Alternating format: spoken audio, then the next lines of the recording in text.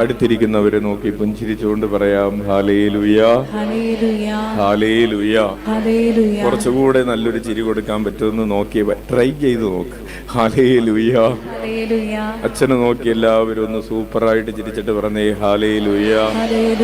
ഈശോയെ നോക്കി ഒന്ന് നൈസായിട്ട് ചിരിച്ചിട്ട് പറഞ്ഞേ ഹല്ലേലൂയ. Price the Lord. പ്രിയപ്പെട്ടവരെ, നമ്മൾ വളരെ ഗൗരവത്തോടുകൂടെ പഠിച്ചുകൊണ്ടിരിക്കുകയാണ്. എന്താണ് നമ്മൾ പഠിച്ചുകൊണ്ടിരിക്കുന്നത്? രൂപാന്തരീകരണം. എന്താണ് നമുക്ക് സംഭവിച്ചുകൊണ്ടിരിക്കുന്നത്? രൂപാന്തരീകരണം. ഹല്ലേലൂയ.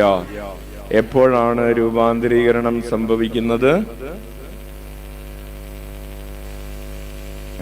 ഇത്തരം പറയാത്തവരെ ഇനി ക്ലാസ്സിൽ നിന്ന് പുറത്താക്കണം. എപ്പോഴാണ് രൂപാന്തരീകരണം സംഭവിക്കുന്നത്? കർത്താവിന്റെ മഹത്വവുമായി കണ്ടുകൊണ്ടിരിക്കുമ്പോൾ. കണ്ടുകൊണ്ടിരിക്കുക എന്ന് പറഞ്ഞാൽ അനുഭവിച്ചുകൊണ്ടിരിക്കുക, ഇടപെട്ടുകൊണ്ടിരിക്കുക. ഹല്ലേലൂയ. നമ്മൾ ഇപ്പോൾ ഇടപഴകിക്കൊണ്ടിരിക്കുന്നത് ആരുമായിട്ടാണ്? ഈശോയുമായിട്ടാണ്. ഈശോയുടെ മഹത്വവുമായി നമ്മൾ ഇടപഴകുകയാണ്. അതാണ് നമ്മൾ സ്തുതിക്കുമ്പോഴും നമ്മൾ സാക്ഷ്യങ്ങൾ കേൾക്കുമ്പോഴൊക്കെ നമ്മളുടെ ഹൃദയം കർത്താവിന്റെ മഹത്വവുമായിട്ട് ഇങ്ങനെ ഇടപഴകുകയാണ്. ഹല്ലേലൂയ. അപ്പോൾ കർത്താവിന്റെ മഹത്വവുമായി നമ്മൾ ഇടപഴകുമ്പോൾ നമുക്ക് എന്ത് സംഭവിക്കും? രൂപാന്തരീകരണം സംഭവിക്കും. ഹല്ലേലൂയ. നമ്മൾ എന്താണോ ധ്യാനിച്ചു കൊണ്ടിരിക്കുന്നത് നമ്മൾ അതായി തീരും എന്ന് പറയാറുണ്ട്. നമ്മൾ എന്താണോ ധ്യാനിച്ചു കൊണ്ടിരിക്കുന്നത് അതായി തീരും. അല്ലെങ്കിൽ നിങ്ങൾ എന്താണോ വായിച്ചു കൊണ്ടിരിക്കുന്നത്, you will become what you read എന്ന് പറഞ്ഞു കേട്ടിട്ടുണ്ട്. നമ്മൾ വായിക്കുന്നത്, അല്ലെങ്കിൽ നമ്മൾ കാണുന്നത്, നമ്മൾ കേൾക്കുന്നതൊക്കെ നമ്മുടെ ജീവിതത്തിന്റെ ഭാഗമായി മാറും. അപ്പോൾ നമ്മൾ ഈശോയെയാണ് കണ്ടുകൊണ്ടിരിക്കുന്നത്, ഈശോയെയാണ് കേട്ടുകൊണ്ടിരിക്കുന്നത്. ഈശോയുമായിട്ട് ഇടപെട്ടുകൊണ്ടിരിക്കുമ്പോൾ നമ്മൾ ആരെ പോലെയാകും? ഈശോയെ പോലെ. എന്താണ് ഈശോയെ പോലെ ആവുക എന്ന് പറഞ്ഞാൽ?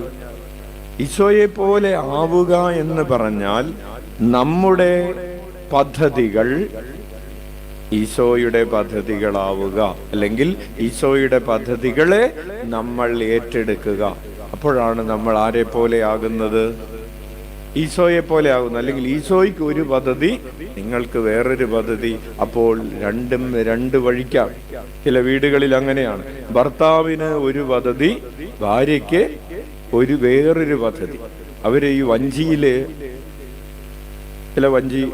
വഞ്ചിയിൽ ഇരിക്കുമ്പോൾ നമ്മൾ എല്ലാവരും എങ്ങനെ തുഴയണം? ഒരേ ഡയറക്ഷനിൽ തുഴയണം. ചില ആളുകളുണ്ട് അങ്ങോട്ടും ഇങ്ങോട്ടും നോക്കിയിരുന്നിട്ട് ഇങ്ങനെ തുഴഞ്ഞുകൊണ്ടിരിക്കും. ഒരാള് കിഴക്കോട്ട് തുഴയുന്നു, വേറൊരാള് പടിഞ്ഞാറോട്ട് തുഴഞ്ഞാൽ വഞ്ചി പോകൂ. തുഴയുന്നുണ്ട്, ഭയങ്കര അധ്വാനിച്ച് തുഴയുകയാണ്. പക്ഷെ രണ്ടുപേരും എതിർ ദിശയിലേക്കാണ് തുഴഞ്ഞുകൊണ്ടിരിക്കുന്നത്. ഒരു ഉദാഹരണത്തിന് ഭർത്താവ് പറയുന്നു നമുക്ക് സ്ഥലം മേടിക്കാം, ഭാര്യ പറയുന്നു മേടിക്കണ്ട. രണ്ടുപേരും എങ്ങോട്ടാണ്? ഒരേ ദിശയിലാണോ? എതിർ ദിശയിലേക്ക്. പരസ്പരം എതിർത്തുകൊണ്ട് മുന്നോട്ട് പോകുന്ന കുടുംബങ്ങൾ മുന്നോട്ട് പോവുകയില്ല. ഹല്ലേലൂയ. അല്ലെങ്കിൽ ഭർത്താവ് പറയുന്നു ബിസിനസ് തുടങ്ങാം, ഭാര്യ പറയുന്നു തുടങ്ങണ്ട. ഭർത്താവ് പ്രാർത്ഥിക്കുന്നു ബിസിനസ് വേഗം തുടങ്ങാൻ കൃപ തരണമേ, ഭാര്യ പ്രാർത്ഥിക്കുന്നു ഇതെങ്ങനെയെങ്കിലും മുടങ്ങിപ്പോകട്ടെ. ഹല്ലേലൂയ. അവൾ എതിർ ദിശയിലാണ്. പ്രാർത്ഥന പോലും എതിർ ദിശയിലാണ്. ഹല്ലേലൂയ. അപ്പോൾ പ്രിയപ്പെട്ടവരെ, ഈശോയും നമ്മളും ഒരേ ദിശയിൽ ജീവിതത്തെ കൊണ്ടുപോകുന്നതിനെയാണ് നമ്മൾ പറഞ്ഞത് ഈശോയുടെ പദ്ധതികളെ നമ്മുടെ പദ്ധതികളാക്കി മാറ്റണം. ഹല്ലേലൂയ. അപ്പൊ നമുക്ക് വേറെ പദ്ധതികളുണ്ടെങ്കിലോ? ഈശോയ്ക്ക് ഒരു പദ്ധതി, അതായത് ഈശോയ്ക്ക് പിശാചിനെ തോൽപ്പിക്കാൻ പദ്ധതി, നമുക്ക് പിശാചിനെ ജയിപ്പിക്കാനാണ് ആഗ്രഹം. അപ്പൊ എന്ത് ചെയ്യും? അപ്പൊ അങ്ങനെയാണ് എങ്കിൽ എന്ത് ചെയ്യണം? അല്ലെങ്കിൽ ഈശോയുടെ പദ്ധതി, ഒരു യുവാവിനെ കുറിച്ച് ഈശോയുടെ പദ്ധതി, ഇവൻ ഈശോയെ അറിയുന്ന, വിശ്വാസം സ്വീകരിച്ചിട്ടുള്ള ഒരു മകളെ കല്യാണം കഴിക്കണം എന്നാണ് ഈശോയുടെ ആ മകന് വേണ്ടിയിട്ടുള്ള പദ്ധതി. പക്ഷെ അവൻ ഒരു പെൺകുട്ടിയെ കണ്ടു, അവൻ ഇഷ്ടപ്പെട്ട വേറൊരു മതത്തിൽപ്പെട്ട, ആ ഈശോയെ അറിയാത്ത, പ്രാർത്ഥിക്കാനൊന്നും താല്പര്യമില്ലാത്ത ഒരു പെൺകുട്ടിയുമായി അവൻ പ്രണയത്തിലായി. അവന്റെ പദ്ധതി അവളെ കല്യാണം കഴിക്കണമെന്നാണ്. അപ്പോൾ അവൻ ഈശോയിലേക്ക് വരികയാണ്. അപ്പോൾ ഈശോയുടെ പദ്ധതി മനസ്സിലാക്കുന്ന ഈ യുവാവ് എന്തു ചെയ്യും? അവന്റെ പദ്ധതി ഈശോയ്ക്ക് ഇഷ്ടമില്ലാത്ത, ഈശോയുടെ പദ്ധതിക്ക് വിരുദ്ധമായിട്ടുള്ളൊരു പദ്ധതിയാണ്. അത് അവന്റെ പദ്ധതിയുണ്ട്.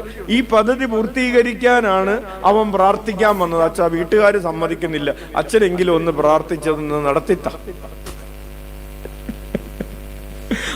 അപ്പോൾ അല്ലെ, അങ്ങനെയാണ് അവൻ പ്രാർത്ഥിക്കാൻ വരുന്നത്. പ്രാർത്ഥിക്കാൻ വരുമ്പോ നമ്മൾ പറയാണ്, മോനെ, നിന്റെ പദ്ധതികൾ ഈശോയുടെ പദ്ധതികളായി മാറിയാലേ നിന്റെ പ്രാർത്ഥന നടക്കൂ.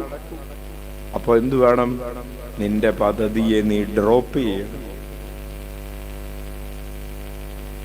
നമ്മുടെ പദ്ധതികളെ ഡ്രോപ്പ് ചെയ്യുന്നതിനെയാണ്, അതിനെക്കുറിച്ച് നമ്മൾ പഠിച്ചുകൊണ്ടിരിക്കുന്നത്, സെൽഫ് ഡിനയൽ, ആത്മപരിത്യാഗം എന്ന് പറയുന്നത്. അപ്പോൾ ഈശോയുടെ പദ്ധതികൾ ഏറ്റെടുക്കണം. രണ്ടാമതായി നമ്മുടെ പദ്ധതികൾ പലതും നമുക്കറിയാം. നമ്മുടെ ചിന്താരീതികൾ, നമ്മുടെ പദ്ധതികൾ പലതും കർത്താവിന് നിരക്കാത്ത പദ്ധതികളാണ്. അത് ഡ്രോപ്പ് ചെയ്ത് ഈശോയുടെ പദ്ധതികൾ ഏറ്റെടുക്കണം. Price the Lord. Hallelujah, hallelujah. യേശുവേ സ്തോത്രം, യേശുവേ നന്ദി. പ്രിയപ്പെട്ടവരെ, മറ്റുള്ളവർക്ക് നന്മയായ ഒരു പദ്ധതി നിന്നെക്കുറിച്ച് ദൈവത്തിന്റെ പദ്ധതി ആകണമെന്നില്ല. ഇവരൊക്കെ വിദേശത്ത് പോയി കാശുണ്ടാക്കി, അങ്ങനെയാണെങ്കിൽ എനിക്കും ഒന്ന് പോകണം. നിന്നെക്കുറിച്ച് അത് ദൈവത്തിന്റെ പദ്ധതി അല്ലെങ്കിൽ നീ ആ പദ്ധതി ഡ്രോപ്പ് ചെയ്തിട്ട് കർത്താവിന്റെ പദ്ധതികൾ ഏറ്റെടുക്കണം. ഹല്ലേലൂയ. അതാണ് ഒന്നാമത്. രണ്ടാമത് നമ്മൾ പറഞ്ഞു, ഈശോയുടെ ആഗ്രഹങ്ങൾ നമ്മുടെ ആഗ്രഹങ്ങളാകണം. നമുക്ക് കുറെ ആഗ്രഹങ്ങളുണ്ട്. Praise the Lord. ഹല്ലേലൂയ. ഇല്ലേ, നമുക്ക് എങ്ങനെയാണ് ആഗ്രഹങ്ങളുള്ളത്? ഇതിനെ കുറിച്ചൊരു പാട്ടുണ്ടല്ലോ, കടലിലെ മോഹവും അല്ലെ കടലിലെ ഓളവും കരയിലെ മോഹവും അടങ്ങുകില്ല ഓമനെ, അടങ്ങുകില്ല. അത് ഓമനെ കുറിച്ച് പറഞ്ഞതല്ല, അല്ലേ? ഹല്ലേലൂയ. നമ്മുടെ ഹൃദയത്തിലെ മോഹങ്ങൾ അടങ്ങുന്നില്ല. കടലിലെ തിരമാലകൾ അടങ്ങാത്തതുപോലെ, ഓളം നിലയ്ക്കാത്തതുപോലെ ഹൃദയത്തിൽ ഇങ്ങനെ മോഹങ്ങളുണ്ട്. പക്ഷേ ആ ആഗ്രഹങ്ങള് ഈശോയുടെ ആഗ്രഹങ്ങളാണോ എന്നതാണ് ചോദ്യം. ഹല്ലേലൂയ. അപ്പോൾ നമ്മൾ പറഞ്ഞു, ഈശോയുടെ ഒരു 9ാമത്തെ ആഗ്രഹമായി നമ്മൾ പഠിച്ചുകൊണ്ടിരിക്കുകയാണ്. നമ്മൾ ആത്മപരിത്യാഗം ചെയ്യണമെന്ന് ഈശോ ആഗ്രഹിക്കുന്നു. കൈയടിച്ച് നന്ദി പറയാം. ഈശോയുടെ മറ്റു പല ആഗ്രഹങ്ങളൊക്കെ കണ്ടതിന് ശേഷമാണ്. ഇന്ന് ആദ്യമായിട്ട് ആവിലയിൽ വരുന്നവരൊന്ന് കരമുയർത്താവോ? വളരെ സന്തോഷം. ഒരു 10-50ഓളം പേര് കരങ്ങൾ ഉയർത്തിയിട്ടുണ്ട്. സ്നേഹപൂർവ്വം സ്വാഗതം ചെയ്യും.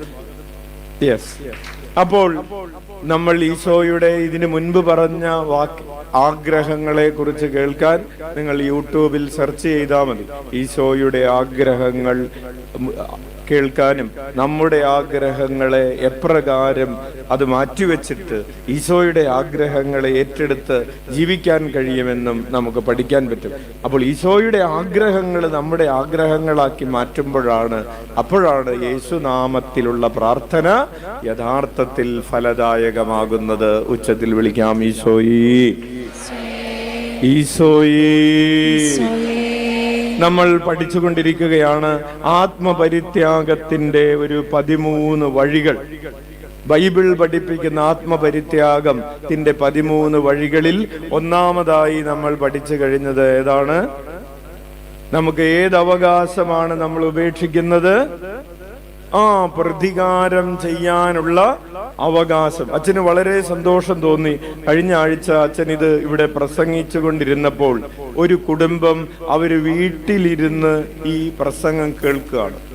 പ്രതികാരം ചെയ്യാനുള്ള അവകാശം ഉപേക്ഷിക്കണം എന്ന കഴിഞ്ഞ ആഴ്ചത്തെ ടോക്ക് ഒരു ഭാര്യയും ഭർത്താവും കൂടെ വീട്ടിലിരുന്ന് കേട്ടിട്ട് അവര് അപ്പോ തന്നെ വണ്ടിയെടുത്ത് ഇവിടെ ശുശ്രൂഷ കഴിയുന്നതിന് മുമ്പ് ഇവിടെ എത്തിയിട്ട് അവരൊരു കാര്യം ചോദിച്ചു. അച്ഛാ, ഞങ്ങളുടെ സഹോദരൻ ഞങ്ങൾക്കെതിരെ ഒരു വഞ്ചന കാണിച്ചു. അതായത് മണ്ണ് മാറ്റിയപ്പോ സ്ഥലത്തിന്റെ, നമുക്കറിയാം തട്ട് തിരിച്ചൊക്കെ ഉള്ള സ്ഥലമാണ്. അപ്പൊ ചേട്ടനും അനിയനുമാണ്. അനിയൻ മണ്ണ് മാറ്റിയപ്പോ അനിയൻ ചേട്ടനോട് പറഞ്ഞു, മണ്ണ് മാറ്റി ഉടനെ തന്നെ ഞാനിത് കെട്ടിത്തരാം, കല്ലിട്ട് കോൺക്രീറ്റ് ചെയ്ത് കെട്ടിത്തരാം എന്ന് വാക്ക് പറഞ്ഞിട്ടാണ് മണ്ണ് മാറ്റിയത്. ഇപ്പൊ ഈ മണ്ണ് മാറ്റിയ സ്ഥലത്ത് കെട്ടിയില്ലെങ്കിൽ ചേട്ടന്റെ വീട് ഇടിയും. അപ്പൊ മണ്ണ് മാറ്റിയൊക്കെ കഴിഞ്ഞ് ഒരു ദിവസം കഴിഞ്ഞ് 2 ദിവസം കഴിഞ്ഞിട്ടും കെട്ടുന്ന ലക്ഷണമില്ല. അങ്ങനെ അനിയനെ വിളിച്ചു ചോദിച്ചു, എന്താണ് നീ കെട്ടുന്നില്ലേ? എന്ത് കെട്ടുന്നില്ലെന്ന്? അല്ല, ചിറ കെട്ടുന്നില്ല. കെട്ടിത്തരാന്ന് പറഞ്ഞല്ലേ മണ്ണ് മാറ്റിയത്. പിന്നെ എന്റെ വട്ടി മാറ്റി, കെട്ടിത്തില്ല. അങ്ങനെ പ്രയാസങ്ങളായി പഞ്ചായത്തുകാരെ വിളിപ്പിച്ചു, പാർട്ടിക്കാരെ വിളിപ്പിച്ചു, ആര് പറഞ്ഞിട്ടും ഇവൻ അടുക്കുന്നില്ല. അങ്ങനെ ഇവര് കേസ് കൊടുക്കാൻ വേണ്ടി ചെന്ന് കഴിഞ്ഞപ്പോ സിവിൽ കോടതിയിൽ കേസ് കൊടുത്താൽ നിങ്ങൾക്കറിയാം, മരിച്ച് അടക്കം കഴിഞ്ഞ് ഒരു 10 കൊല്ലവും കൂടി കഴിയുമ്പോഴായിരിക്കും വിധി വരുന്നത്. അപ്പോ ആരോ ഇവരെ ഉപദേശിച്ചു, നിങ്ങൾ ഒരു കാര്യം ചെയ്യും, വേഗം നടക്കണമെന്നുണ്ടെങ്കിൽ ഹൈക്കോടതിയിൽ കേസ് കൊടുക്കും. അങ്ങനെ ഹൈക്കോടതിയിൽ കേസ് കൊടുക്കാൻ വേണ്ടി വക്കീലിനെ കണ്ടു. വക്കീല് അതിന്റെ ഫീസൊക്കെ പറഞ്ഞ് ഏകദേശം ഉറപ്പിച്ച് ഒക്കെ വെച്ചിരിക്കുമ്പോഴാണ് അച്ഛൻ ഇവിടെ നിന്ന് പ്രതികാരം ചെയ്യാനുള്ള അവകാശം ഉപേക്ഷിക്കണം എന്ന് പ്രസംഗിക്കുന്നത് ഇവര് വീട്ടിലിരുന്ന് കേൾക്കുന്നത്. പുലിവാല. അങ്ങനെയാണ് അന്ന് അച്ഛനോട് തന്നെ ചോദിക്കാം. അങ്ങനെ 2 പേരും കൂടി ഇവിടെ വന്നു. അച്ഛൻ ചോദിച്ചു, നിങ്ങൾ ഈ കേസ് ഉപേക്ഷിച്ചാൽ, നിങ്ങൾക്ക് വല്ല കേസ് കൊടുക്കണ്ടെന്ന് തീരുമാനിച്ചാൽ നിങ്ങൾക്ക് വല്ല നഷ്ടമുണ്ടോ? അച്ഛാ, എല്ലാവരുടെയും മുമ്പിൽ ഞങ്ങൾ നാണം കെടും. ഇപ്പൊ ഞങ്ങൾ കേസ് കൊടുക്കണ്ടെന്ന് തീരുമാനിച്ചാൽ അപ്പൊ അവൻ ജയിക്കൂല്ലേ? നാട്ടുകാരുടെ മുമ്പിൽ ആര് ജയിക്കും? അവൻ ജയിക്കും. അച്ഛൻ പറഞ്ഞു, നിങ്ങൾക്ക് ദൈവത്തിന്റെ മുമ്പിൽ ജയിക്കണോ നാട്ടുകാരുടെ മുമ്പിൽ ജയിക്കണോ? അച്ഛനതൊക്കെ പറയാം. നിങ്ങൾ പറ, നിങ്ങൾക്ക് മനുഷ്യരുടെ മുമ്പിൽ നാണം കെട്ടിട്ട് ദൈവത്തിന്റെ മുൻപിൽ ജയിക്കണോ? ദൈവത്തിന്റെ മുമ്പിൽ ജയിച്ചില്ലേലും കുഴപ്പമില്ല, നാട്ടുകാരുടെ മുമ്പിൽ നാണം കെടാതിരുന്നാണ് എന്ന് ചിന്തിക്കുന്നതാണ് സ്വാഭാവിക പ്രകൃതി. പ്രിയപ്പെട്ടവരെ, ഈ കുടുംബത്തോട് അച്ഛൻ പറഞ്ഞു, നിങ്ങൾ ഒരു കാര്യം ചെയ്യും, നാട്ടുകാരുടെ മുമ്പിൽ, പഞ്ചായത്തുകാരുടെ മുമ്പിൽ, പാർട്ടിക്കാരുടെ മുമ്പിൽ ഒക്കെ നിങ്ങൾ നാണം കെട്, എന്നിട്ട് ആ കേസ് വേണ്ട എന്ന് വെക്കും. അപ്പൊ ചെറയോ നിങ്ങൾ തന്നെ കെട്ട്. ഓക്കെ? അപ്പൊ ആർക്കാണ് നഷ്ടം? അല്ല, ശ്രദ്ധിച്ച് കേൾക്ക്. കേസ് കൊടുക്കാൻ തന്നെ 1 ലക്ഷം രൂപയാവും. ഹൈക്കോടതിയിൽ കേസ് വക്കീലിനെ ഏൽപ്പിക്കുമ്പോ തന്നെ 1 ലക്ഷം രൂപ. ഓരോ സിറ്റിങ്ങിനും 10,000 രൂപ വെച്ച് കൊടുക്കണം. 10,000 വരും, നേരത്തെ ഇപ്പൊ എത്ര കൂടിയിട്ടുണ്ടാവും. അപ്പോൾ എങ്ങനെയായാലും നിങ്ങൾക്ക് ഒരു 5-6 ലക്ഷം രൂപ ചെലവ് വരുമെന്നുള്ളത് ഉറപ്പാണ്. അത് ശരിയാണ്. ഇപ്പൊ തന്നെ 1 ലക്ഷം പറഞ്ഞിട്ടുണ്ട്. ഇനി ഇത് കെട്ടാൻ നിങ്ങൾക്ക് എത്ര രൂപയാകും? അവര് കണക്കൂട്ടിയിട്ട് പറഞ്ഞു 50,000 രൂപയാകും. അപ്പോൾ സാമ്പത്തികമായി നിങ്ങൾക്ക് അച്ഛൻ ഒരു 5-6 ലക്ഷം രൂപ ലാഭമുണ്ടാക്കി തരികയാണ്. എല്ലാം കൂടി മനുഷ്യരുടെ മുമ്പില് നാണം കെട്ടാലും കുഴപ്പമില്ല. കർത്താവിന്റെ മുമ്പിൽ നിങ്ങൾക്ക് ക്ഷമിക്കുമ്പോൾ ഈ ഭൂമിയിൽ വെച്ച് തന്നെ നിങ്ങൾക്ക് ഒരു ലാഭമുണ്ടാകും, സ്വർഗത്തിലും ലാഭമുണ്ടാകും. കൈയടിച്ച് കർത്താവിന് നന്ദി പറയാം. പ്രിയപ്പെട്ടവരെ, ക്ഷമിക്കാൻ തയ്യാറായത് മൂലം എന്തോരം രോഗങ്ങളാണ് ആശുപത്രിയിൽ കൊടുക്കേണ്ടിയിരുന്ന എന്തോരം പൈസയാണെന്നറിയാവോ വീട്ടിൽ ലാഭം കിട്ടിയിട്ടുള്ളത് പലരുടെയും, അല്ലേ? അപ്പോൾ ക്ഷമിക്കുമ്പോ മനുഷ്യരുടെ മുമ്പിൽ നാണം കെട്ട് പ്രതികാരം ചെയ്യാൻ നിനക്ക് അവകാശമുണ്ട്, കേസ് കൊടുക്കാൻ നിനക്ക് അവകാശമുണ്ട്, കേസ് ജയിക്കാൻ നിനക്ക് അവകാശമുണ്ട്. നീതി നിന്റെ ഭാഗത്താണ്, ന്യായം നിന്റെ ഭാഗത്താണ്. അത് നിനക്ക് നടപ്പായി കിട്ടണം, അത് നിന്റെ അവകാശമാണ്. ഈ അവകാശം ഞാൻ യേശുവിനെ പ്രതി വേണ്ട എന്ന് വയ്ക്കുകയാണ്. ഇതിനെയാണ് ആത്മപരിത്യാഗം എന്ന് പറയുന്നത്. ഉച്ചത്തിൽ വിളിച്ച ഈശോയേ, ഈശോയേ. അതുപോലെ നമ്മൾ പറഞ്ഞു അല്ലെ, ഈശോ എന്താ ചെയ്തത്? അപ്പൊ പ്രതികാരത്തിന് പകരം പ്രതികാരം ചെയ്യാനുള്ള അവകാശം ആർക്കുണ്ടായിരുന്നു? ഈശോയ്ക്കുണ്ടായിരുന്നു. ഇതാ ഈശോയെ തല്ലുന്നു, തുപ്പുന്നു, കുത്തുന്നു, മണ്ണിലിട്ട് ഉരുട്ടുന്നു, ചെയ്യാത്ത കുറ്റം ചെയ്തെന്ന് പറയുന്നു, അവഹേളിക്കുന്നു, അപമാനിക്കുന്നു, നഗ്നനാക്കുന്നു. ഒരു മനുഷ്യനോട് ചെയ്യാൻ പറ്റുന്ന ക്രൂരതകളെല്ലാം ഈശോയോട് ചെയ്യുന്നു. ഇനി ഈശോയ്ക്ക് അധികാരമില്ലേ, അവകാശമില്ലേ? എന്നോട് ചെയ്തവരോടൊക്കെ എണ്ണി എണ്ണി ചോദിക്കാൻ അവകാശമില്ലേ? ഉണ്ടോ? ഉണ്ട്. ആ അവകാശം കുരിശിൽ കിടന്ന് ഉപേക്ഷിച്ചുകൊണ്ട് ഈശോ എന്താണ് ചെയ്യുന്നത്? പ്രതികാരം ചെയ്യാനുള്ള അവകാശം ഉപേക്ഷിച്ചിട്ട് ആ അവകാശത്തെ, പ്രതികാരത്തിനുള്ള അവകാശത്തെ പ്രാർത്ഥിക്കാനുള്ള അവകാശമാക്കി മാറ്റുകയാണ്. ഈശോ അവിടെ കിടന്ന് പ്രാർത്ഥിച്ചുകൊണ്ട് പറയുകയാണ്, പിതാവേ, ഇവർ ചെയ്യുന്നത് എന്തെന്ന് ഇവരറിയുന്നില്ല, ഇവരോട് ക്ഷമിക്കണമേ. ഈശോയുടെ ആ പ്രാർത്ഥന, പ്രിയപ്പെട്ടവരെ, പ്രതികാരം ചെയ്യാനുള്ള അവകാശം ഉപേക്ഷിച്ചതിന്റെ ആത്മപരിത്യാഗത്തിന്റെ പ്രാർത്ഥനയാണ്. നിനക്കത് കഴിയുമോ? നിനക്കത് കഴിയുമ്പോഴാണ് നീ ഈശോയുടെ ആഗ്രഹം ഏറ്റെടുക്കുന്നവനായി മാറുന്നത്. Hallelujah, hallelujah. രണ്ടാമതായി, എല്ലാ സൗകര്യങ്ങളോടും കൂടെ ജീവിക്കാനുള്ള അവകാശം ഉപേക്ഷിക്കുന്നതിനെ കുറിച്ച് നമ്മൾ ഒത്തിരിയേറെ ഉദാഹരണങ്ങൾ പറഞ്ഞു. നമുക്ക് ഈ ഭൂമിയിൽ സൗകര്യങ്ങളോടുകൂടെ ജീവിക്കാൻ, ഇല്ലേ? ഭക്ഷണം വേണം, വെള്ളം വേണം, പാർപ്പിടം വേണം, വസ്ത്രം വേണം. ഇതോ ഈ സൗകര്യങ്ങളോടുകൂടെ ജീവിക്കാൻ അവകാശമുണ്ടായിരുന്നു. ഈശോ ആ അവകാശം ഉപേക്ഷിച്ചു. എന്നിട്ട് പറഞ്ഞു, മനുഷ്യപുത്രന് തലചായ്ക്കാൻ ഭൂമിയിൽ ഇടമില്ല. എന്തിനു വേണ്ടിയാണ് പ്രിയപ്പെട്ടവരെ ഈശോ ഭൂമിയിൽ ഇടമില്ലാത്തവനായി മാറിയത്? ഈശോ ഭൂമിയിൽ ഇടമില്ലാത്തവനായി തന്റെ അവകാശം ഉപേക്ഷിച്ചത് നമുക്കെല്ലാവർക്കും ഈ ഭൂമിയിലും സ്വർഗത്തിലും ഇടം കിട്ടുന്നതിന് വേണ്ടിയാണ്. ഉച്ചത്തിൽ വിളിക്കാം, ഈശോയേ. മൂന്നാമത്തേതാണ് നമ്മൾ പറഞ്ഞുകൊണ്ടിരിക്കുന്നത്. ആത്മപരിത്യാഗത്തിന്റെ മൂന്നാമത്തെ കാര്യമാണ് ബഹുമാനിക്കപ്പെടാനുള്ള അവകാശം ഉപേക്ഷിക്കുക എന്നത്. നമുക്കെല്ലാവർക്കും എന്തിന്റെ അവകാശമുണ്ട്? നമ്മളൊരു പ്രവൃത്തി ചെയ്തു, നമ്മൾ നല്ലൊരു പ്രവൃത്തി ചെയ്തു, അതിന് നമുക്ക് എന്ത് കിട്ടണം? അംഗീകാരം കിട്ടണം. അംഗീകാരം കിട്ടിയില്ലേലും കുഴപ്പമില്ല അച്ചോ, ചെയ്ത നന്മയ്ക്ക് തിന്മ കേൾക്കാതിരുന്നാ മതി, അല്ലേ? ഒരു നന്മ ചെയ്യാൻ പോയതാണ്, പക്ഷേ കിട്ടിയത് മുഴുവനും പരിഹാസവും നിന്ദനവുമാണ്. പ്രിയപ്പെട്ടവരെ, നമ്മൾ ഉപേക്ഷിക്കുകയാണ്. ഈശോ അതുകൊണ്ടാണ് പറഞ്ഞത്, ദാനധർമ്മം ചെയ്യുന്ന ഒരാൾക്ക് എന്തിനുള്ള അവകാശമുണ്ട്? അയാൾ ചെയ്ത ദാനധർമ്മത്തെ ഓർത്ത് ഒരു 10 പേരെങ്കിലും അയാളോട്, ചേട്ടാ നന്നായിട്ടോ അത് ചെയ്ത്, ചേട്ടൻ ആ വീട് പണിത് കൊടുത്തത് ആ പാവപ്പെട്ടൊരു കുടുംബമായിരുന്നു, ചേട്ടൻ അത് കണ്ടുപിടിച്ച് ചെയ്തു കൊടുത്തല്ലോ, നന്നായി നന്നായി എന്ന് കേൾക്കാനായിട്ട് എന്തുണ്ട്? ഒരാഗ്രഹമല്ല, അവകാശമുണ്ട്, ഇല്ലേ? ഉണ്ടോ? ഉണ്ട്. നമ്മൾ ഒരാൾക്ക് 10 പേർക്ക് വീട് വെച്ച് കൊടുത്തു, അത് പത്രത്തിലിടാനുള്ള അവകാശം ഇല്ലേ? ഒരു നോട്ടീസ് അടിക്കാനുള്ള അവകാശം ഇല്ലേ? ഉണ്ട്.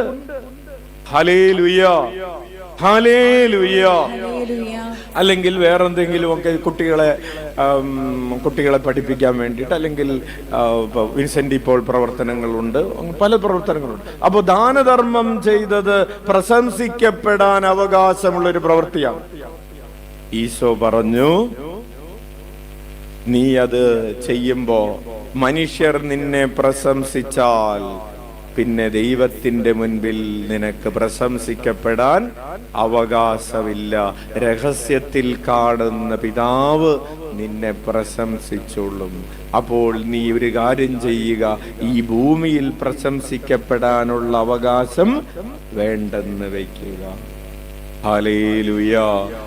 അല്ലേ, നമ്മൾ നന്നായിട്ട് പ്രാർത്ഥിക്കുന്നു, എല്ലാ ദിവസവും പള്ളിയിൽ വരുന്നു, പ്രാർത്ഥിക്കുന്നു, സ്തുതിക്കുന്നു, ആരാധിക്കുന്നു, ധ്യാനത്തിന് പോകുന്നു, വചനം പ്രഘോഷിക്കുന്നു.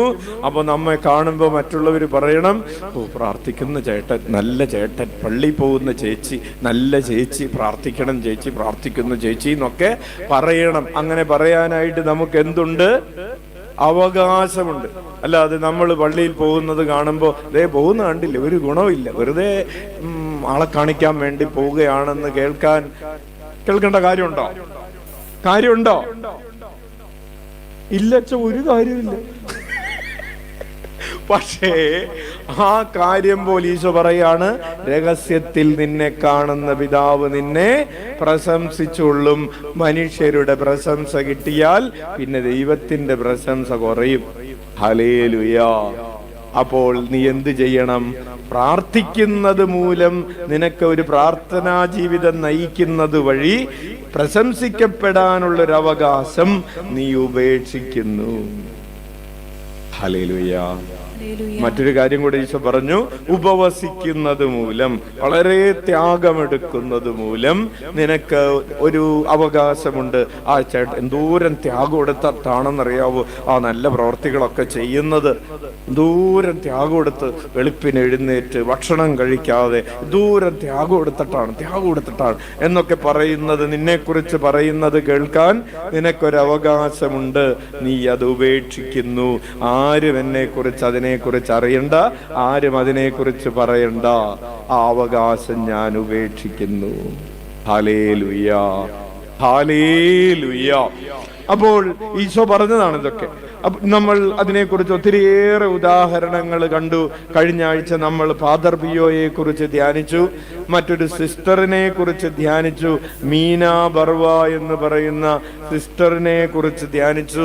സിസ്റ്റർ നഗ്നയാക്കപ്പെട്ടതിനെ കുറിച്ചും കൂട്ടബലാത്സംഗത്തിനിരയായതിനെ കുറിച്ചുമൊക്കെ നമ്മൾ ധ്യാനിക്കും. വിശുദ്ധ ആഗ്നസിനെ കുറിച്ച് ധ്യാനിച്ചു. ഇവരൊക്കെ ഈ ബഹുമാനിക്കപ്പെടാനുള്ള അവകാശം പ്രിയപ്പെട്ടവരെ ഉപേക്ഷിച്ചവരാണ്.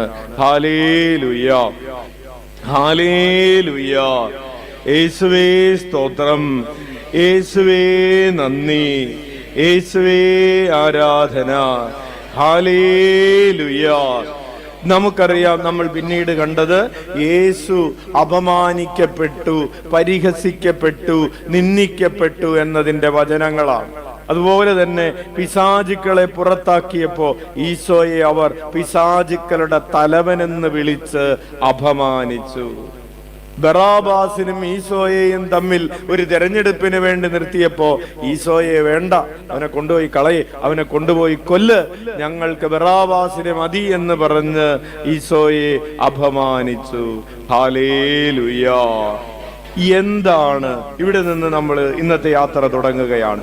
എന്താണ് ഈശോയുടെ അപമാനങ്ങളുടെ ഫലം? ഈശോ അപമാനിക്കപ്പെട്ടു, ഈശോ നിന്ദിക്കപ്പെട്ടു. ഈശോയോട് നീ ക്രിസ്തുവല്ല, നീ രാജാവുമല്ല, നീ രക്ഷകനുമല്ല, നീ ഒരാളുമല്ല എന്ന് പറഞ്ഞ് ഈശോയെ ആട്ടിത്തുപ്പി.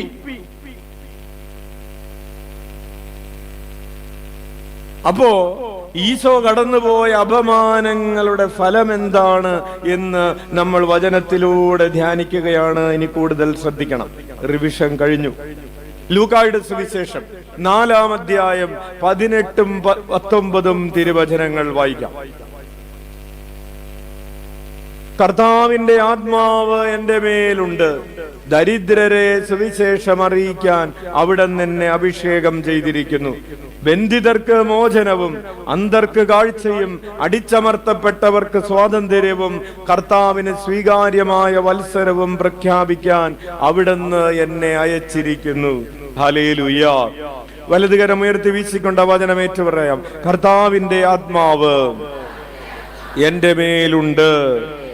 ദരിദ്രരെ സുവിശേഷം അറിയിക്കാൻ അവിടുന്ന് എന്നെ അഭിഷേകം ചെയ്തിരിക്കുന്നു.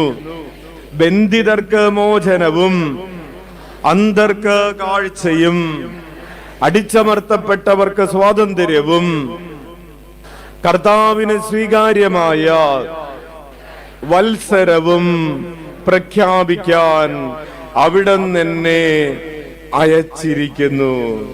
പ്രിയപ്പെട്ടവരെ, ഈശോ ദരിദ്രനായി മാറി. എന്തിനു വേണ്ടിയാണ്? ദരിദ്രരോട് സുവിശേഷം അറിയിക്കാൻ. എന്താണ് ദരിദ്രർക്കുള്ള സുവിശേഷം? കർത്താവ് നിങ്ങളോട് കൂടെയുണ്ടെന്ന് പറയുന്ന ദരിദ്രരെ അവരുടെ ദാരിദ്ര്യത്തിൽ നിന്ന് മോചിപ്പിക്കാൻ ഈശോ ദരിദ്രനായി മാറി. ഒരു ദരിദ്രന്റെ അപമാനം ഏറ്റെടുത്തുകൊണ്ട് ഈശോ ദരിദ്രരായവരെ ധനികരാക്കി മാറ്റി. കൈയടിച്ച് കർത്താവിന് നന്ദി പറയാം. അപ്പൊ ഈശോയുടെ ആത്മപരിത്യാഗം വഴി എന്ത് ലാഭം കിട്ടി? ദരിദ്രരായവർ ധനവാന്മാരായി മാറി. എന്താണ് ദൈവത്തിന്റെ കണ്ണിൽ സമ്പത്ത് എന്ന് അച്ഛൻ നിങ്ങളോട് നേരത്തെ പറഞ്ഞിട്ടുണ്ട്. എന്താണ് ഏറ്റവും വലിയ ദാരിദ്ര്യം? സ്വർഗമില്ലാത്ത അവസ്ഥയാണ് ഏറ്റവും വലിയ ദാരിദ്ര്യം. ദൈവമില്ലാത്തതാണ് ഒരു മനുഷ്യന്റെ ഏറ്റവും വലിയ ദാരിദ്ര്യം. അപ്പോൾ സ്വർഗമില്ലാത്ത അവസ്ഥ. ഈശോ സ്വർഗം വിട്ട് ഭൂമിയിലേക്ക് വന്ന് ദരിദ്രനായി മാറിക്കൊണ്ട് മനുഷ്യകുലത്തെ മുഴുവൻ സ്വർഗത്തിന്റെ അവകാശികളാക്കി ധനവാന്മാരാക്കി മാറ്റി. ഉച്ചത്തിൽ വിളിക്കാം ഈശോയേ. രണ്ടാമതായി ഈശോ പറയുകയാണ്, ബന്ധിതർക്ക് മോചനം നൽകാനാണ് ഞാൻ വന്നിരിക്കുന്നത്. എന്തിനാണ് ഈശോ വന്നത്? ബന്ധിതർക്ക് മോചനം നൽകാൻ വന്നവൻ ബന്ധിക്കപ്പെട്ട് നിൽക്കുന്നത് കാണുന്നില്ലേ? ബന്ധിക്കപ്പെട്ട് നിൽക്കുന്നവനാണോ ബന്ധിതർക്ക് മോചനം നൽകുന്നത്? അതെ, ബന്ധിക്കപ്പെട്ട് നിൽക്കുന്നവൻ തന്നെയാണ് ബന്ധിതർക്ക് മോചനം നൽകുന്നത്. നമ്മുടെ പാപങ്ങളുടെ ആ ബന്ധനാവസ്ഥയിൽ നിന്ന് നമുക്ക് മോചനം നൽകാൻ വേണ്ടിയാണ് ഈശോ ബന്ധിക്കപ്പെട്ടവനായി, പരിഹസിക്കപ്പെട്ടവനായി മാറിയത്. ഉച്ചത്തിൽ വിളിക്കാം ഈശോയേ. സ്വതന്ത്രനായി നിൽക്കുന്നവന്റെ ആ അവകാശം, സ്വതന്ത്രനായി നിൽക്കുന്നവനാണ് ബഹുമാനിക്കപ്പെടാൻ അവകാശമുള്ളത്. സ്വതന്ത്രനായി, സ്വാതന്ത്ര്യമാണ് നമുക്ക് ബഹുമാനം നൽകുന്നത്. പക്ഷെ ഈശോ സ്വാതന്ത്ര്യം ഉപേക്ഷിച്ചു, ബന്ധിക്കപ്പെട്ട് നിൽക്കുകയാണ്. എന്നിട്ട് ഈശോ പറഞ്ഞു, ഞാൻ വന്നത് ബന്ധിതർക്ക് സ്വാതന്ത്ര്യം നൽകാനാണ്. ഹല്ലേലൂയ. ഈശോ പറഞ്ഞു, ഞാൻ വന്നത് അന്ധർക്ക് കാഴ്ച നൽകാനാണ്. പ്രിയപ്പെട്ടവരെ, ഈശോയുടെ ശിരസിൽ വെച്ച മുൾമുടി, ആ മുൾമുടിയിലെ മുള്ളുകൾ ശിരസിലേക്ക് ആഴ്ന്നിറങ്ങുന്നു. ആഴ്ന്നിറങ്ങുമ്പോ ശിരസിൽ നിന്ന് ഊർന്നിറങ്ങുന്ന ചീറ്റുന്ന ചോര ഇതാ അവന്റെ നെറ്റിത്തടങ്ങളിലൂടെ അവന്റെ കണ്ണുകളിലേക്ക് ഒഴുകുന്നു. അവന്റെ കണ്ണിന് ക്ഷതമേറ്റിട്ടുണ്ട്. ചാട്ടവാറടികൾ കണ്ണിലും വീണിട്ടുണ്ട്. ക്ഷതമേറ്റ കണ്ണുകൾ, ചോര വീണ് നിറഞ്ഞു കിടക്കുന്ന, പൊട്ടിക്കിടക്കുന്ന, കലങ്ങിക്കിടക്കുന്ന കണ്ണുകൾ എന്ന് പറഞ്ഞാൽ കാണാൻ കഴിയാത്ത കണ്ണുകൾ. ബന്ധിതനായ ഈശോയുടെ കണ്ണ് നിറയെ ചോരയില്ലേ? ആ ചോര വീണ് കിടക്കുന്ന കണ്ണിന് പിന്നെ വെളിച്ചമുണ്ടോ? അവന്റെ കണ്ണിലേക്ക് വെളിച്ചമില്ല. അവന്റെ കണ്ണന്തമായത് നമ്മുടെ കണ്ണുകൾക്ക് കാഴ്ച കിട്ടാനാണെന്ന്. അവൻ കണ്ണ് കാണാത്തവനായത് കൊണ്ട് അവന്റെ കണ്ണടച്ച്, മറ്റൊരു ഭാഗമാണ് അവന്റെ കണ്ണ് പൊതിഞ്ഞു കെട്ടി അയച്ചിട്ടില്ലേ? അവന്റെ കണ്ണ് ഒരു കറുത്ത തുണി കൊണ്ട് അടച്ച് കെട്ടിയിട്ട് അവനെ അടിച്ചിട്ട് പറയാണ്, പറയടാ ആരാണ് നിന്നെ തല്ലിയതെന്ന് പറയാൻ പറ്റുമെങ്കിൽ പറയടാ.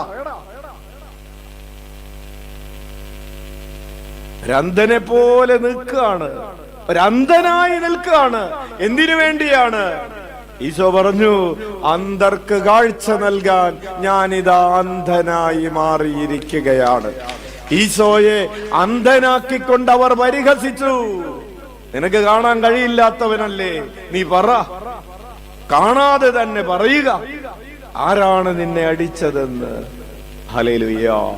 അപ്പോ ഈശോയുടെ അപമാനം, കണ്ണുകാണ അന്ധതയുടെ അപമാനം സഹിച്ചുകൊണ്ടാണ് ഈശോ നമുക്ക് സ്വർഗത്തിന്റെ ദൈവത്തെ കാണാൻ പറ്റുന്ന വിധം നമ്മുടെ കണ്ണുകള് ഈശോ തുറന്നു തന്നത്. അന്ധർക്ക് കാഴ്ച, ശരിയായത് കാണാൻ, നീതിയായത് കാണാൻ, ഉത്തമമായത് കാണാൻ, പരിശുദ്ധമായത് കാണാൻ, സുസ്ഥിർഹമായത് കാണാൻ, ബഹുമാനയോഗ്യമായത് കാണാൻ, പ്രശംസാർഹമായത് കാണാൻ പറ്റുന്ന വിധത്തിൽ നമ്മുടെ കണ്ണുകൾക്ക് കാഴ്ച കിട്ടിയത് ഈശോയുടെ അന്ധത മൂലമാണ്.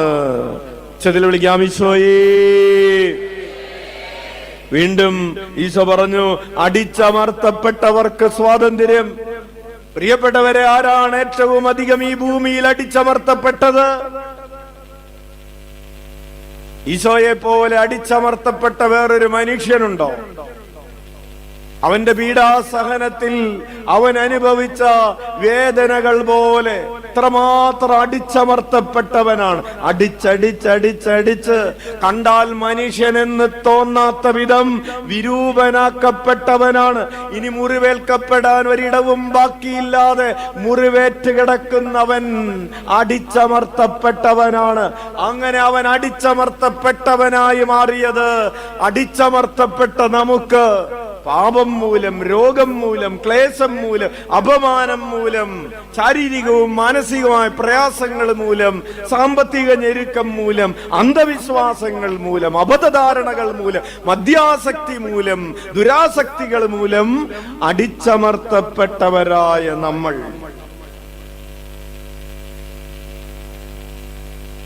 ഇപ്രകാരം അടിച്ചമർത്തപ്പെട്ട, സാമൂഹികമായി സാംസ്കാരികമായി ഒക്കെ അടിച്ചമർത്തപ്പെട്ട സാഹചര്യങ്ങളിൽ നിന്ന് നിന്നെ മോചിപ്പിക്കാൻ അച്ഛൻ ഇന്നലെ വിശുദ്ധ ബക്കീത്തായുടെ കഥ വായിക്കുകയായിരുന്നു. 7ാമത്തെ വയസ്സിൽ സ്വന്തം ഭവനത്തിൽ നിന്ന് കിഡ്നാപ്പ് ചെയ്യപ്പെട്ട ഒരു മകൾ സുഡാനിൽ ഒരു കുടുംബത്തിലെ ഒരു പെൺകുട്ടി 7ാമത്തെ വയസ്സിൽ കിഡ്നാപ്പ് ചെയ്യപ്പെട്ട് പലർക്ക് അടിമകളായി വിൽക്കപ്പെട്ട ഒരു പെൺകുട്ടി, വയസ്സ് 7.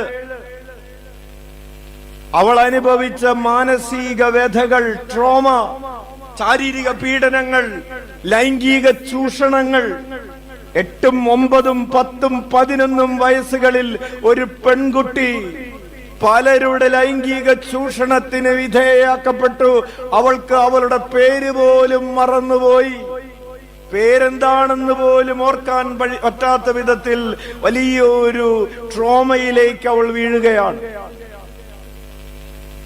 ഒരു വീട്ടില് അവിടുത്തെ മുതലാളിക്ക് ഒരു ആൺകുട്ടി ഉണ്ടായിരുന്നു. അവൻ എന്തോ ദേഷ്യം വന്നപ്പോ അവളുടെ അടിവയറ്റിൽ ഒരു ഒറ്റ ചവിട്ട് കൊടുത്തു. 1 മാസം പിന്നെ അവൾക്ക് എഴുന്നേക്കാൻ പറ്റുന്നില്ല. 12 വയസ്സുള്ളപ്പോ അയാള് അവളെ വേറൊരാൾക്ക് വിട്ടു, ഒരു ടർക്കിഷ് ജനറലിന് വിറ്റു. അയാളുടെ ഭവനത്തില് അവള് കിടക്കാണ്, 13ാമത്തെ വയസ്സ്. അങ്ങനെ ഓരോ കുടുംബത്തിൽ നിന്ന് 4-ിലധികം യജമാനന്മാരിലേക്ക് ഇങ്ങനെ കൈമാറ്റം ചെയ്യപ്പെട്ടു. അവസാനം ഒരു ഇറ്റലിക്കാരന്റെ കൈ കിട്ടി. അവിടെ നിന്ന് അവള്, പ്രിയപ്പെട്ടവര്, 1000ഓളം കിലോമീറ്റർ ഒളിച്ചോടുകയാണ്, വീട് വിട്ട് പോവാണ്. ഒടുവില് അവള് 19ാമത്തെ വയസ്സിലെ ഒരു കനേഷ്യൻ കോൺവെന്റിൽ എത്തിച്ചേരുന്നു. അവിടെ പിന്നീട് അവള് ഒരു സിസ്റ്ററായി മാറുന്നു, വൃതവാഗ്ദാനം നടത്തുന്നു. അവൾക്ക് വേണ്ടി കോടതി ഈ ഇടപെടലുകളൊക്കെ ഉണ്ടാകുന്നു. അവള് സ്വതന്ത്രയാണെന്ന് പ്രഖ്യാപിക്കപ്പെടുന്നു. അവസാനം അവള് ജീവിച്ച് 1992 ജോൺ പോൾ 2 മാർപ്പാപ്പ അവളെ വാഴ്ത്തപ്പെട്ടവളായും 2000 ആണ്ടിൽ ജോൺ പോൾ രണ്ടാമൻ മാർപ്പാപ്പ അവളെ വിശുദ്ധയായും പ്രഖ്യാപിച്ചു. കൈയടിച്ച് കർത്താവിന് നന്ദി പറയാം. അപ്പോൾ അപമാനങ്ങളിലൂടെ, നിന്ദനങ്ങളിലൂടെ, പരിഹാസങ്ങളിലൂടെ, ചൂഷണങ്ങളിലൂടെ കടന്നുപോയ ഈ പെൺകുട്ടി ഒരു വിശുദ്ധയായി മാറിയതിന്റെ ഒരു ചരിത്രം, പ്രിയപ്പെട്ടവരെ, അവളുടെ അപമാനങ്ങള്, അവളുടെ അടിച്ചമർത്തപ്പെട്ട അവസ്ഥകളെ ഈശോയുടെ കുരിശിനോട് ചേർത്ത് വെച്ചെന്നേ. എന്നിട്ട് അവിടെ തീരുന്നില്ല.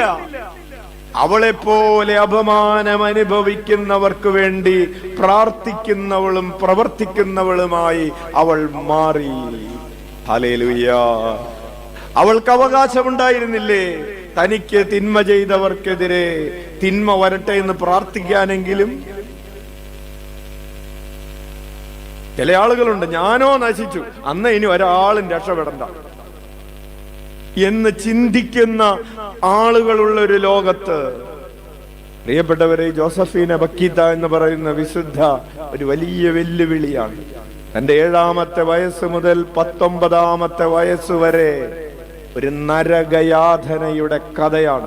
അവൾക്ക് പിന്നെ കുറച്ചു നാളൊക്കെ കഴിഞ്ഞ ഒരു ഓർമ്മയൊക്കെ തിരിച്ചു കിട്ടുന്ന ഒരു കാലഘട്ടത്തിൽ 1869 ഇവള് ജനിക്കുന്നത്. 1934 ഇവരെഴുതിയ കഥകള് പ്രസിദ്ധമാവുകയും, ജീവിതാനുഭവങ്ങളൊക്കെ വളരെ പ്രസിദ്ധമാവുകയും ഒക്കെ ചെയ്തു. അങ്ങനെയാണ് ലോകം ഇവരെ കുറിച്ച് അറിയാനിട വന്നത്. അപ്പോൾ ഇവരുടെ വേദനകളെ, അവരുടെ അപമാനങ്ങളെ, അവരുടെ സഹനങ്ങളെ അവൾ മറ്റുള്ളവർക്ക് സ്വാതന്ത്ര്യം കൊണ്ടുവരുന്നതിന് വേണ്ടി ഉപയോഗിച്ചു. Hallelujah, hallelujah. ലൂക്കായുടെ സുവിശേഷം 5-ാം അധ്യായം, ഒരു വാക്കുകൂടെ. ഈശോ ലൂക്കായുടെ സുവിശേഷം 4-ാം അധ്യായം 19-ാമത്തെ തിരുവചനത്തിൽ നമ്മൾ ഇങ്ങനെ വായിക്കുന്നുണ്ട്: കർത്താവിന് സ്വീകാര്യമായ വത്സരം പ്രഖ്യാപിക്കാൻ. എന്താണ് പ്രിയപ്പെട്ടവരെ കർത്താവിന് സ്വീകാര്യമായ വത്സരം? അത് ജൂബിലി വർഷമാണ്. ജൂബിലി വർഷം എന്ന് പറഞ്ഞാൽ അടിമകൾക്ക് സ്വാതന്ത്ര്യം പ്രഖ്യാപിക്കപ്പെടുന്ന വർഷമാണ്. എങ്ങനെയാണ് ഈശോ അടിമത്വത്തിൻ കഴിഞ്ഞ മനുഷ്യകുലത്തിന് സ്വാതന്ത്ര്യം പ്രഖ്യാപിച്ചത്? സ്വയം അടിമയായി തീർന്നുകൊണ്ട്, സ്വയം മരണം വരിച്ചുകൊണ്ട്, മരണത്തിന് കീഴടങ്ങിക്കൊണ്ട് ഈശോ അടിമത്വത്തിൽ നിന്നുള്ള മോചനം ആണ് കർത്താവിന് സ്വീകാര്യമായ വത്സരം, ജൂബിലി വത്സരം, സ്വാതന്ത്ര്യത്തിന്റെ വത്സരം. ഈശോ നമുക്ക് വേണ്ടി പ്രഖ്യാപിച്ചത് കുരിശെന്ന സിംഹാസനത്തിൽ ഇരുന്ന് മുൾക്കിരീടമെന്ന ആ കിരീടം ചൂടിക്കൊണ്ടാണെന്നേ.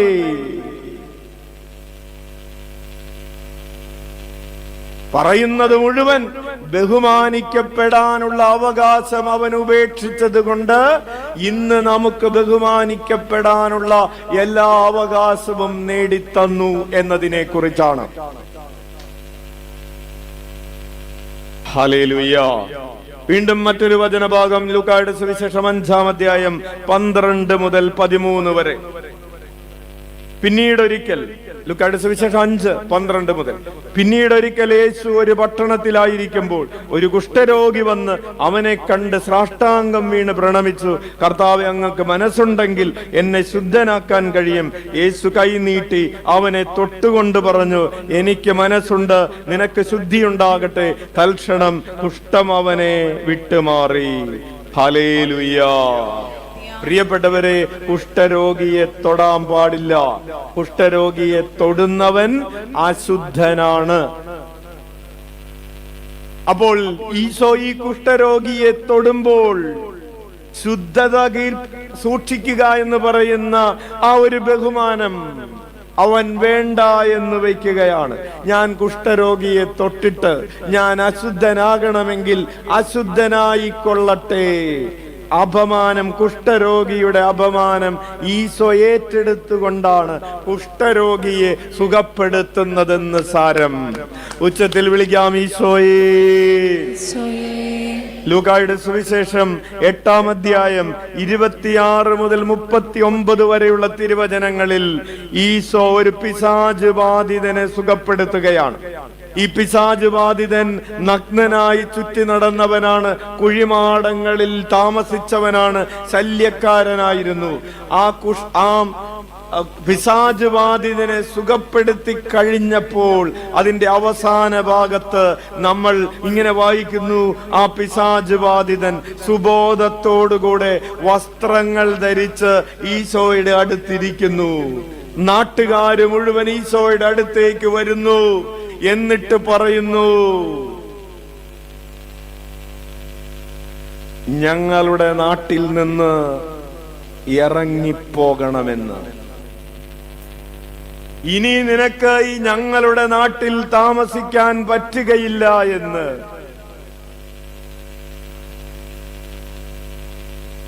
ഇറങ്ങിപ്പോടാ അവിടെ നിന്ന്,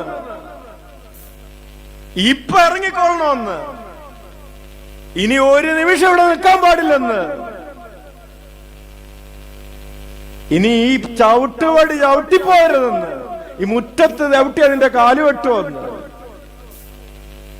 എന്റെ കൺവെട്ടത്ത് നിന്നെ കണ്ടുപോകരുതെന്ന്. എന്താ കാരണം?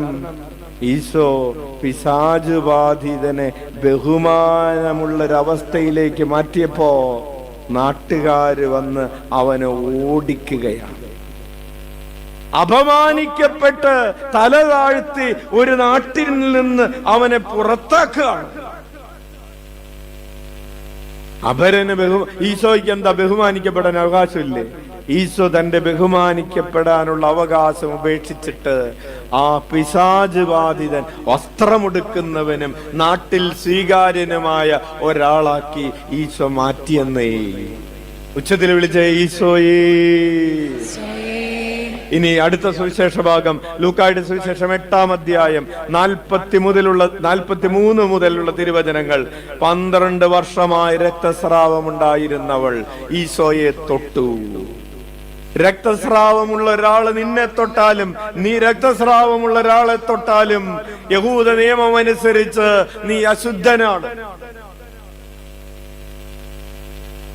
പിന്നെ നീ ശുദ്ധീകരണ കർമ്മം നടത്തിയതിന് ശേഷമാണ് നീ ശുദ്ധനാകുന്നത്.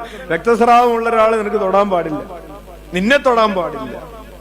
പക്ഷെ ഈശോ രക്തസ്രാവക്കാരി സ്ത്രീയെ തന്നെ തൊടാൻ വേണ്ടി അനുവദിക്കുകയാണ്. എന്നിട്ട് അവളുടെ രക്തസ്രാവത്തിന്റെ അപമാനം അവൻ എടുത്തു മാറ്റി. പിന്നീട് നമ്മൾ അവനെ കാണുന്നത് ചോര വാർന്നൊലിക്കുന്നവനായിട്ട് കാൽവരിയിലാണ്. പിലാത്തോസിന്റെ മുൻപിൽ, പ്രത്തോറിയത്തിൽ ഒക്കെ അവൻ ചോര വാർന്നൊലിച്ച് നിൽക്കുകയാണ്. കാരണം അവൾക്ക് പകരം, ആ ബ്ലീഡിംഗ് ഉണ്ടായിരുന്നവൾക്ക് പകരം ഇതാ അവൻ ശരീരം അടിമുടി ബ്ലീഡിംഗ് ഉള്ളവനായി മാറി. ബക്കിത്തയുടെ ശരീരത്തിലേക്ക് ഒരു ദിവസം അവളുടെ വീട്ടുകാര്, നേരത്തെ പറഞ്ഞ ഈ ടർക്കിഷ് ജനറലിന്റെ വീട്ടില് അവര് ഒരു പൂജ നടത്താൻ വേണ്ടി തീരുമാനിച്ചു. പൂജ നടത്താൻ വേണ്ടി ആരെങ്കിലും ശരീരത്തെ മുറിവേൽപ്പിക്കണം. അങ്ങനെ ശരീരത്തെ മുറിവേൽപ്പിക്കപ്പെടാൻ വേണ്ടി മുറിവേൽപ്പിച്ചിട്ട് നടത്തുന്നൊരു പൂജയാണ്. ഈ പൂജാകർമ്മത്തിന് ഈ 13 വയസ്സുള്ള ബക്കീതയെ കൊണ്ടുവന്നിരുത്തി. എന്നിട്ട് ഒരു റേസർ കൊണ്ട്, ഒരു ബ്ലേഡ്, ഒരു കത്തി കൊണ്ട് അവളുടെ ശരീരത്തിൽ 114 മുറിവുകൾ ഉണ്ടാക്കി. അവളുടെ ബ്രസ്റ്റിലും അടിവയറിലും വലത് കൈയിലുമായി 114 മുറിവുകൾ.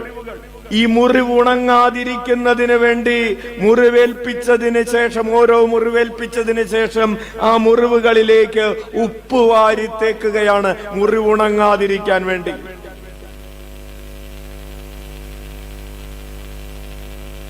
അവൾ അടിമുടി രക്തം വാർന്നൊലിക്കുന്നവളായി മാറി.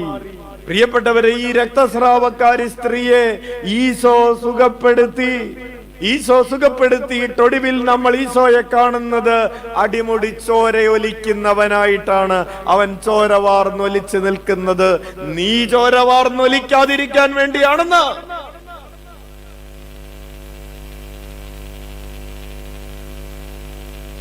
ലൂക്കായുടെ സുവിശേഷം 8-ാം അധ്യായം 52 മുതൽ 55 വരെ വീണ്ടും ഈശോ അപമാനിക്കപ്പെടുകയാണ്.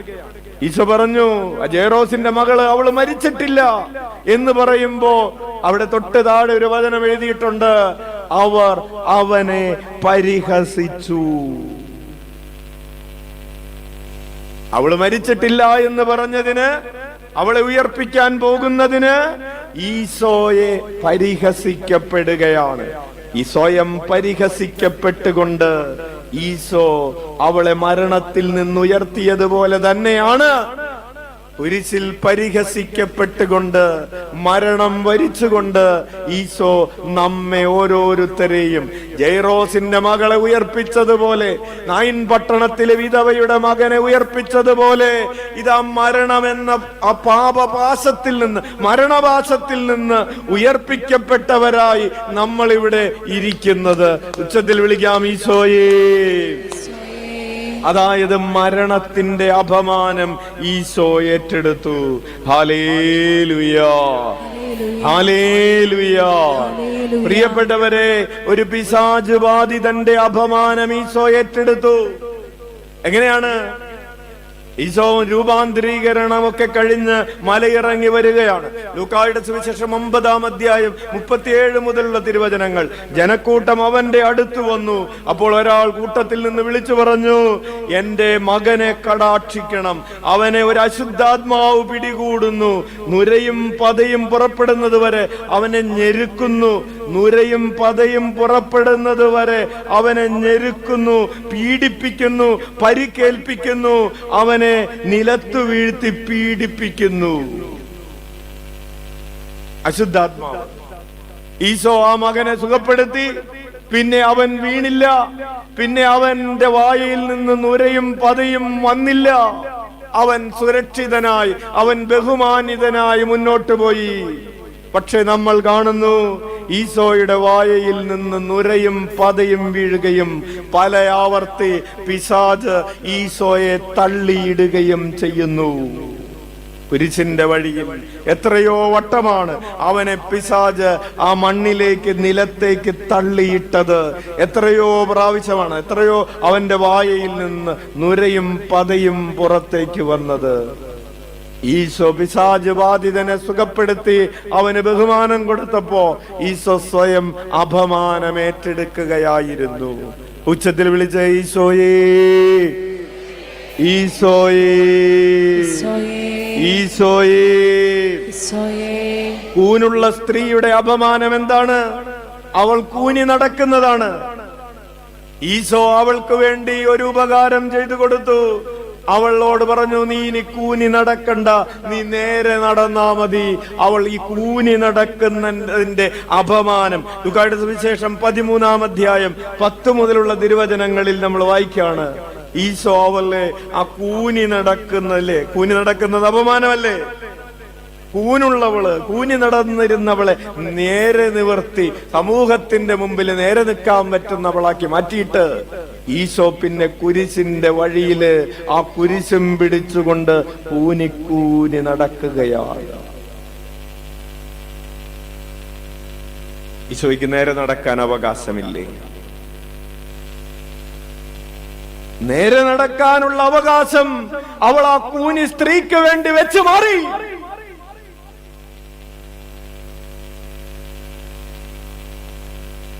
കൂനുള്ളവളെ കൂനില്ലാത്തവളാക്കി മാറ്റാൻ അവൻ സ്വയം കൂനുള്ളവനായി മാറിയെന്നേ. നമ്മളോട് ഈശോ ബഹുമാനിക്കപ്പെടാനുള്ള അവകാശം പരിത്യജിക്കാൻ പറയുന്നതിന് മുമ്പ് ഇതാ ഈശോ അത് ചെയ്തുകൊണ്ടേയിരിക്കുകയാണ്. അതുകൊണ്ടാണ് നമ്മൾ ഈശോയെ കണ്ടുകൊണ്ടിരിക്കുന്ന, ഈശോയെ കേട്ടുകൊണ്ടിരിക്കുന്ന നമ്മൾ ബഹുമാനിക്കപ്പെടാനുള്ള അവകാശം ഉപേക്ഷിക്കണമെന്ന് ഈശോ പറഞ്ഞത്. നിങ്ങൾ ഒരു വിരുന്നിന് ക്ഷണിക്കപ്പെടുമ്പോ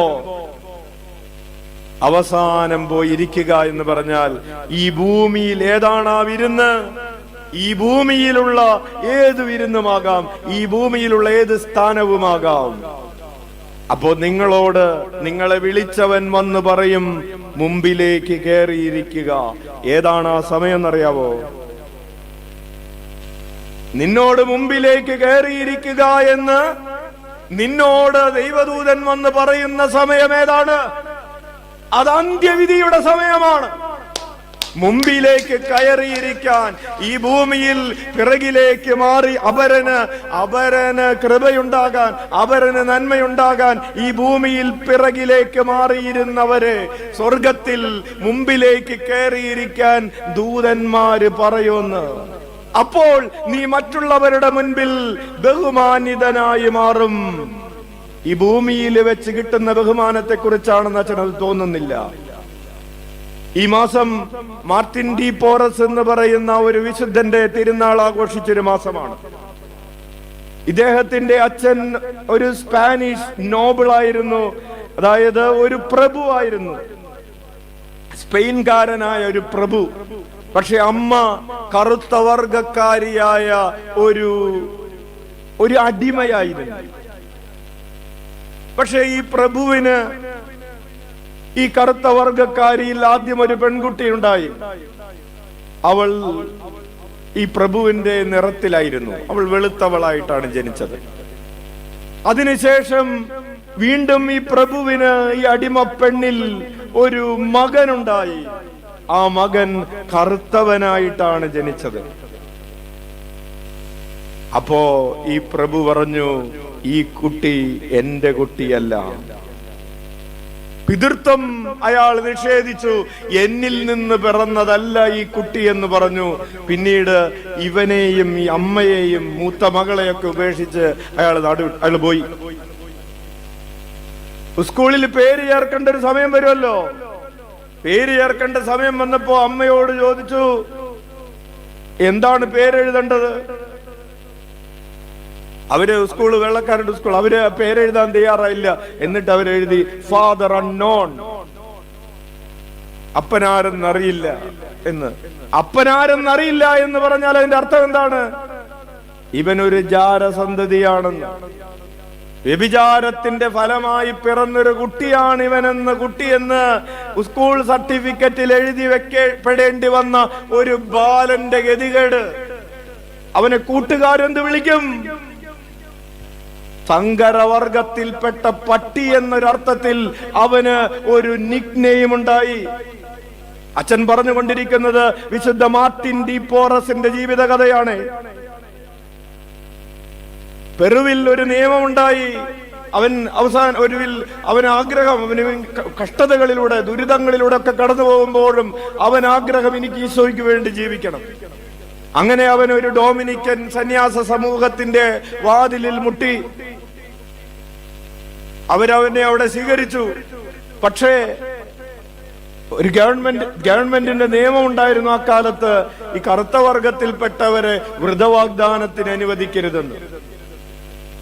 അങ്ങനെ അവിടെ അവൻ അടുക്കളക്കാരനായും അടിക്കുകയും തുടക്കുകയും ചെയ്യുന്നവനായും മറ്റുള്ളവരുടെ വസ്ത്രം കഴുകുന്നവനായും പാത്രം കഴുകുന്നവനായും ഏറ്റവും നിന്ദ്യമെന്ന് മനുഷ്യൻ വിളിക്കുന്ന, ഏറ്റവും ചെറുതെന്ന് വിളിക്കുന്ന ജോലികൾ ചെയ്യുന്നവനുമായി ഇങ്ങനെ താമസിച്ചു കൊണ്ടിരിക്കുകയാണ്. അപ്പോഴും അവിടെയും ആ ജോലികൾ ചെയ്യുമ്പോൾ അവൻ വിശുദ്ധിയിൽ ജീവിച്ചുകൊണ്ടിരിക്കുക. അപ്പോഴും അവനെ പരിഹസിക്കുന്നവര്, കളിയാക്കുന്നവരുണ്ട്. ഒടുവിൽ അവന്റെ സുപ്പീരിയർ ജനറലിന് അവന്റെ വിശുദ്ധി ബോധ്യപ്പെട്ട് കഴിഞ്ഞപ്പോ അവനെ സ്വീകരിക്കാനും അവന് പട്ടം കൊടുക്കാനും ഒക്കെ തീരുമാനിച്ചപ്പോ അപ്പോഴും പ്രശ്നങ്ങള്. ഒടുവിൽ പട്ടം സ്വീകരിച്ചു, വൈദികനായി കഴിഞ്ഞു. പിന്നെയും അവന് ഒത്തിരിയേറെ പരിഹാസങ്ങൾ കേൾക്കേണ്ടി വരുന്നു. പ്രിയപ്പെട്ടവരെ, ഈ പരിഹാസങ്ങളെ മുഴുവൻ ഒരിക്കല് മാർട്ടിൻ ഡി പോറസ് വളരെ അവശ നിലയിൽ കിടക്കുന്ന ഒരു യാചകൻ, ഈ യാചകന്റെ ശരീരം മുഴുവൻ വ്രണമാണ്. വ്രണത്തിൽ നിന്ന് ചോര ഒഴുകുകയാണ്. അവരുടെ ഒരു ചെറിയ ക്ലിനിക്കിൽ സ്ഥലമില്ല. അപ്പോൾ ഈ യാചകനെ സ്വന്തം മുറിയിലേക്ക് കൊണ്ടുവന്നിട്ട് ആ മുറിയിൽ അവനെ കിടത്തി ആ മുറിവുകൾ വെച്ച് കെട്ടിക്കൊണ്ടിരിക്കുമ്പോ സുപ്പീരിയർ വന്നിട്ട് ഇവനെ കാണുകയാണ്. മുറിയിൽ ഇങ്ങനെ കിടത്തി പരിചരിക്കുന്നതിനെ കണ്ടിട്ട് വളരെയധികം ശാസിക്കുകയും നിന്ദിക്കുകയും ഒക്കെ ചെയ്യുമ്പോൾ മാർട്ടിൻ ഡി പോറസ് പറയുകയാണ്, compassion is preferable to cleanliness. Cleanliness അല്ല, ശുദ്ധിയാക്കുക എന്നതിനേക്കാൾ പ്രധാനപ്പെട്ടത് കരുണ കാണിക്കുക എന്നതാണ്. പ്രിയപ്പെട്ടവരെ, ഒരു ജീവിതകാലം മുഴുവൻ നിറത്തിന്റെ പേരില് വർഗത്തിന്റെ പേരിൽ, വർണ്ണത്തിന്റെ പേരിൽ, വർഗത്തിന്റെ പേരിൽ നിന്ദിക്കപ്പെടുകയും അപമാനിക്കപ്പെടുകയും ചെയ്ത് ഈ ഭൂമിയിൽ, നേരത്തെ ഈശോ പറഞ്ഞ പോലെ, ഈ ഭൂമിയിൽ അവസാനത്തെ സ്ഥാനത്ത് ഇരിക്കേണ്ടി വന്നൊരു മനുഷ്യനോട് സ്വർഗം പറഞ്ഞു, നീ മുമ്പിലേക്ക് വന്ന് മുൻപിലത്തെ കസേരയിൽ ഇരിക്കുക എന്ന് സ്വർഗം പറഞ്ഞു. അപ്പോൾ എല്ലാവരുടെയും മുൻപിൽ അവൻ ബഹുമാന്യതനായി മാറി. അച്ഛന് ഈ പ്രഭാഷണത്തിന്റെ അവസാനം പ്ലേസ് ചെയ്യാനുള്ളൊരു ചോദ്യം ഇതാണ്: എന്നോട് നിന്നോട് സ്വർഗം പറയുമോ? മുൻപിലേക്ക് കയറിയിരിക്കുക.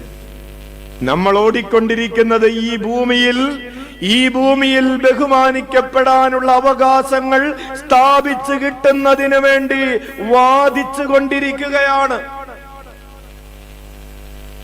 തർക്കിച്ചു കൊണ്ടിരിക്കുകയാണ്, വാക്കേറ്റങ്ങളിൽ ഏർപ്പെട്ടുകൊണ്ടിരിക്കുകയാണ്. എന്തിനു വേണ്ടി? ഈ ഭൂമിയിലുള്ള അവകാശങ്ങൾ എനിക്ക് സ്ഥാപിച്ചു കിട്ടണം, എഴുതിത്തരണം, എന്നോട് ചോദിക്കണം, എന്നെ ബഹുമാനിക്കണം, അല്ലെങ്കിൽ വിവരം അറിയും. ഈശോ പറയുകയാണ്, ഈ ആത്മപരിത്യാഗത്തിന്റെ വഴി ഈശോ നമ്മെ പഠിപ്പിച്ചുകൊണ്ട് പറയുകയാണ്: നീ ബഹുമാനിക്കപ്പെടാനുള്ള അവകാശങ്ങൾ ഉപേക്ഷിക്കുമ്പോൾ, പ്രിയപ്പെട്ടവരെ, നമ്മോട് കർത്താവ് പറയും, നീ മുമ്പിലേക്ക് കയറിയിരിക്കുക. ഒരു പ്രാവശ്യം മാർട്ടിൻ ഡിപ്പോറസിന്റെ ഒരു കാര്യം കൂടി പറയാം. ഒരു പ്രാവശ്യം സമൂഹത്തിന് ഭയങ്കര കടക്കണി, പണമില്ല. ആശ്രമത്തില് പണമില്ലാതെ ആയപ്പോ മാർട്ടിൻ ഡിപ്പോറസ് ചെന്നിട്ട്, അന്ന് വ്രതവാഗ്ദാനം ഒന്നും നടത്തിയിട്ടില്ല, നേരത്തെ പറഞ്ഞ പോലെ ഒരു തുണ സഹോദരനായിട്ട് നിൽക്കാണ്. മാർട്ടിൻ ഡിപ്പോറസ് പറഞ്ഞു, എന്നെ വിൽക്കുക, I am only a poor mulatto എന്ന് പറഞ്ഞ ഒരു സങ്കരവർഗത്തിൽപ്പെട്ട ഒരാളല്ലേ, ഞാൻ സങ്കരവർഗക്കാരനാണ്, വിലയില്ലാത്തവനാണ്, അതുകൊണ്ട് എന്നെ വിറ്റോ. സന്തോഷത്തോടുകൂടി പറയാണ്, sell me, I am the property of the order, sell me. എന്നെ വിറ്റ് കാശ്, അതെ, ഒരാളെ വിറ്റ് കഴിഞ്ഞാൽ അടിമയായിട്ട്, അടിമക്കച്ചവടമുള്ള കാലമാണ്, അടിമയായിട്ട് എന്നെ വിറ്റോ, എന്നിട്ട് ആ പണം കൊണ്ട് സമൂഹത്തെ നിലനിർത്തുക എന്ന് പറഞ്ഞ് തന്നെ ഓഫർ ചെയ്യാണ്. Self offering to be sold. എന്നെ വിൽക്കുക, എന്നിട്ട് കടം വീട്ടുക.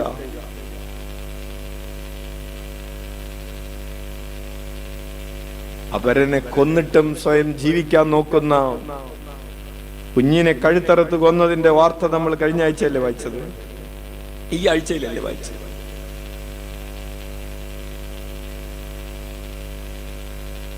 പ്രിയപ്പെട്ടവരെ, സ്വയം അങ്ങനെ സമർപ്പിച്ച മാർട്ടിൻ ഡിപ്പോറസിനോട് ദൈവം പറഞ്ഞു, മുമ്പിലേക്ക് കയറിയിരിക്കുക. Praise the Lord, hallelujah. Josephine ബക്കീത്തയോട് ദൈവം പറഞ്ഞു, നീ മുമ്പിലേക്ക് കയറിയിരിക്കുക. ബഹുമാനിക്കപ്പെടാനുള്ള എല്ലാ അവകാശങ്ങളും നഷ്ടപ്പെട്ടവരോട് ദൈവം സ്വർഗത്തിൽ വെച്ച് പറയും, നീ മുമ്പിലേക്ക് കയറിയിരിക്കുക. അപ്പോൾ എല്ലാവരുടെയും മുൻപിൽ നീ ബഹുമാനിക്കപ്പെട്ടവനായി മാറും, ബഹുമാനിക്കപ്പെട്ടവളായി മാറും. Hallelujah, price the Lord, hallelujah. യേശുവേ സ്തോത്രം, യേശുവേ നന്ദി.